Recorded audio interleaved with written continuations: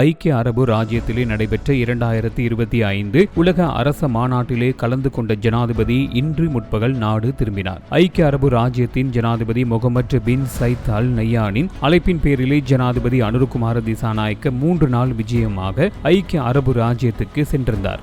ஐக்கிய அரபு ராஜ்யத்திலே நடைபெற்ற 2025 உலக அரச மாநாட்டில் கலந்து கொண்ட ஜனாதிபதி இன்று முற்பகல் நாடு திரும்பினார். ஐக்கிய அரபு ராஜ்யத்தின் ஜனாதிபதி முகமது பின் சைத் அல் நஹ்யானின் அழைப்பின் பேரில் ஜனாதிபதி அனுருகுமார திசாநாயக்க 3 நாள் விஜயமாக ஐக்கிய அரபு ராஜ்யத்துக்கு சென்றிருந்தார். இந்த விஜயத்தின் போது ஜனாதிபதி அனுருகுமார திசாநாயக்க ஐக்கிய அரபு ராஜ்யத்தின் ஜனாதிபதி முகமது பின் சைத் அல் நஹ்யானுடன் இருதரப்பு கலந்துரையாடல்களை மேற்கொண்டதன் மூலம் இரு நாடுகளுக்கும் இடையில் பல துறைகளிலும் ஒத்துழைப்பு மேம்படுத்த முடிந்தது. இலங்கைக்கு முதலீடுகளை ஈர்ப்பதற்காக தகவல் தொழில்நுட்பம், செயற்கை நுண்ணறிவு, எரிசக்தி, சுற்றுலா, நிதி மற்றும் ஊடகம் ஆகிய துறைகளில் உலகளாவிய முன்னணி நிறுவனங்களின் நிறைவேற்று அதிகாரிகள் பலருடன் ஜனாதிபதி அனுருகுமார திசாநாயக்க இதன்போது கலந்துரையாடினார். ஜனாதிபதியின் 3 நாள் விஜயத்துடன் இணைந்ததாக ஐக்கிய அரபு ராஜ்யத்தின் நிதி அமைச்சுக்கும் இலங்கைக்கும் இடையில் முதலீட்டு, பாதுகாப்பு மற்றும் ஊக்குவிப்பு ஒப்பந்தம் ஒன்று கைச்சாத்திடப்பட்டது. வெளிநாட்டு அலுவல்கள், வெளிநாட்டு வேலைவாய்ப்பு மற்றும் சுற்றுலாத்துறை அமைச்சர் விஜித்த ஏரத்தும் இந்த சுற்றுப்பயணத்தில் இணைந்து கொண்டார்.